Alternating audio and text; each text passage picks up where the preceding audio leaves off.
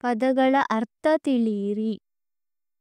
ಏಣಿ ನಿಚ್ಚಣಿಕೆ, ಗುಡಿ ದೇವಾಲಯ, ಪತಾಕೆ ಬಾವುಟ, ಕಡಲು ಸಮುದ್ರ, ತುಹಿನ ಹಿಮ ಮಂಜು.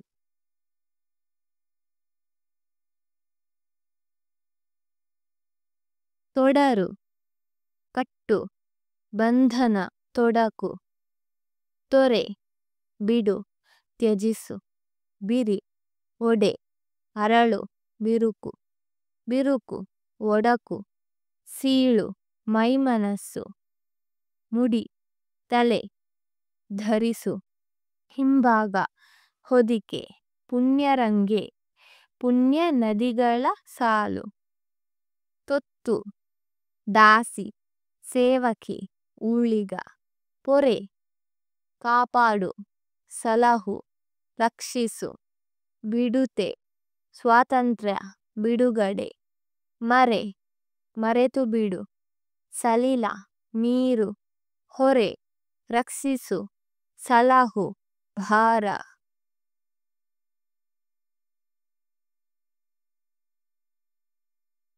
ಈ ಕೆಳಗಿನ ಪ್ರಶ್ನೆಗಳಿಗೆ ಒಂದು ವಾಕ್ಯದಲ್ಲಿ ಉತ್ತರಿಸಿ. 1. ಕವಿ ಕುವೆಂಪು ಅವರು ಭಾರತ ದೇಶವನ್ನು ಏನೆಂದು ಬಣ್ಣಿಸಿದ್ದಾರೆ? ಕವಿ ಕುವೆಂಪು ಅವರು ಭಾರತ ದೇಶವನ್ನು ತನ್ನ ತಾಯಿಗೆ ಬಣ್ಣಿಸಿದ್ದಾರೆ. 2. ಭಾರತ ದೇಶದ ಸಿರಿಮುಡಿ ಯಾವುದು? ಭಾರತ ದೇಶದ ಹಿಮಗಿರಿ ಸಿರಿಮುಡಿಯಾಗಿದೆ.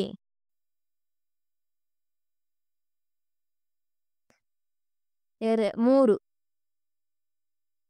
ಕವಿ ಕುವೆಂಪು ಅವರು ಗಂಗಾ ನದಿಯನ್ನು ಏನೆಂದು ಕರೆದಿದ್ದಾರೆ?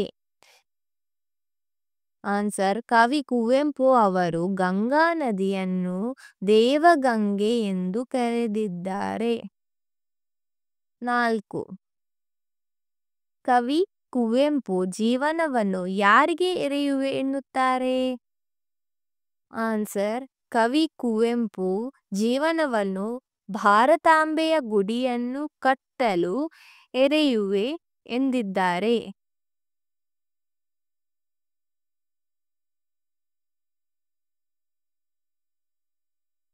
5. ಕುವೆಂಪು ಅವರ ಯಾವ ಕೃತಿಗೆ ಜ್ಞಾನಪೀಠ ಪ್ರಶಸ್ತಿ ದೊರಕಿದೆ? ಆನ್ಸರ್: ಕುವೆಂಪು ಅವರ ಶ್ರೀ ರಾಮಾಯಣ ದರ್ಶನಂ ಕೃತಿಗೆ ಜ್ಞಾನಪೀಠ ಪ್ರಶಸ್ತಿ ದೊರಕಿದೆ.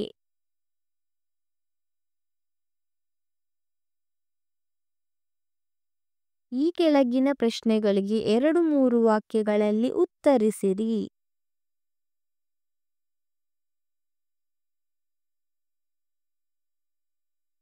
1. ಕುವೆಂಪು ಅವರು ಭಾರತದ ಪ್ರಾಕೃತಿಕ ಸಿರಿಯನ್ನು ಏನೆಂದು ವರ್ಣಿಸಿದ್ದಾರೆ? ಭಾರತಾಂಬೆಯ ಮುಡಿ ತಲೆಯನ್ನು ಹಿಮ ಪರ್ವತ ಆವರಿಸಿದೆ. ಅವಳ ಪಾದಗಳನ್ನು ಕಡಲುಗಳು ತೊಳೆಯುತ್ತಿದ್ದಾವೆ. ಇಲ್ಲಿನ ಹಚ್ಚ ಹಸಿರಿನ ಪಚ್ಚೆ ಪೈರುಗಳು ಅವಳುಟ್ಟ ಸೀರೆಯಂತೆ ಕಾಣಿಸುತ್ತದೆ ಎಂದು ಕುವೆಂಪುರವರು ಭಾರತ ಪ್ರಾಕೃತಿಕ ಸಿರಿಯನ್ನು ವರ್ಣಿಸಿದ್ದಾರೆ.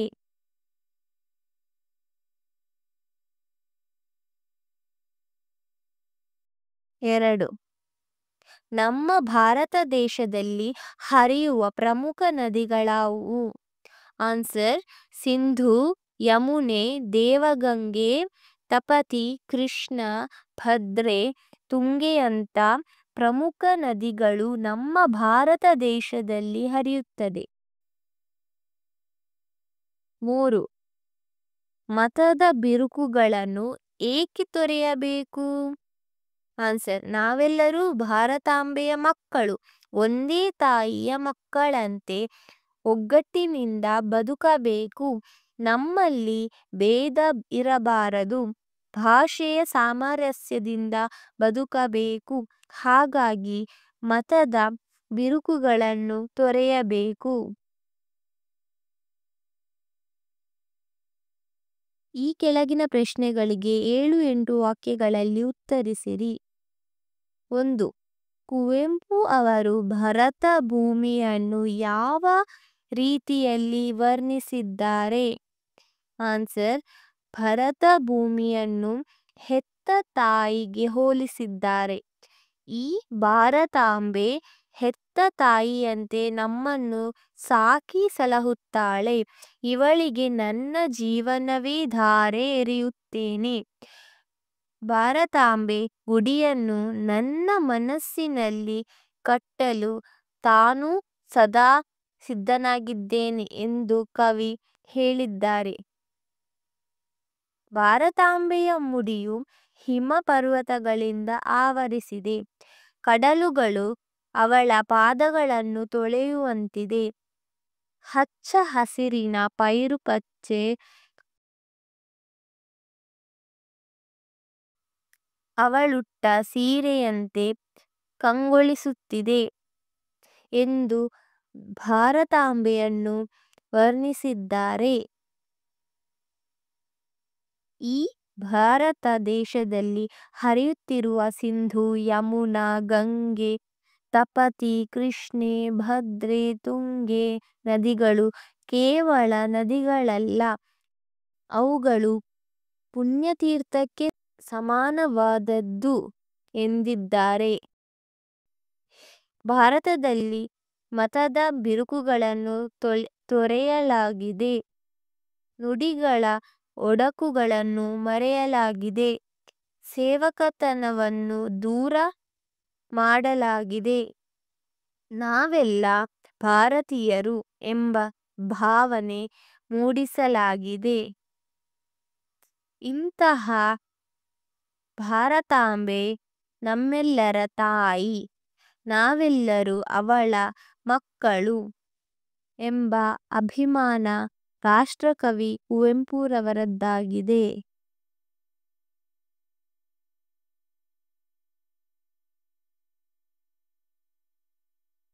ಆ ಕೆಳಗಿನ ಪದಗಳಿಗೆ ಸಮಾನಾರ್ಥಕ ಪದಗಳನ್ನು ಬರೆಯಿರಿ. ಗಿರಿ ಬೆಟ್ಟ, ಪರ್ವತ ಶಿಖರ. ಕಡಲು ಸಮುದ್ರ ಸಾಗರ. ಭೂಮಿ ವಸುಂಧರ ಧರೆ. ತಾಯಿ ಮಾತೆ, ಜನನಿ ಅಮ್ಮ ಅವ್ವ. ನುಡಿ ಮಾತು, ವಚನ. ಕೆಳಗಿನ ಪದಗಳಿಗೆ ವಿರುದ್ಧಾರ್ಥಕ ಪದಗಳನ್ನು ಬರೆಯಿರಿ. ಪಾಪ ಪುಣ್ಯ. ಸ್ವರ್ಗ ನರಕ. ಸ್ವಾತಂತ್ರ್ಯ ಪರಾತಂತ್ರ್ಯ. ಮರೆ ನೆನಪು. ಹಿರಿಯ ಕಿರಿಯ.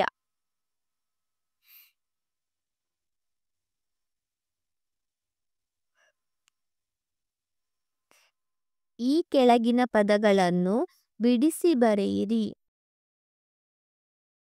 ದೇವಿಗೆರೆವೆ. ದೇವಿಗೆ ಪ್ಲಸ್ ಎರೆವೆ. ತೊಳೆಯುವ ಅಡಿಯ. ತೊಳೆಯುವ ಪ್ಲಸ್ ಅಡಿಯ. 3. ನುಡಿಗಳೊಡಕುಗಳನ್ನು. ನುಡಿಗಳ ಒಡಕುಗಳನ್ನು. ಸ್ವರ್ಗಕ್ಕೇರಿ. ಸ್ವರ್ಗಕ್ಕೆ ಪ್ಲಸ್ ಏರಿ. 5. ಪುಣ್ಯದೇಣಿ. ಪುಣ್ಯದ ಪ್ಲಸ್ ಏಣಿ.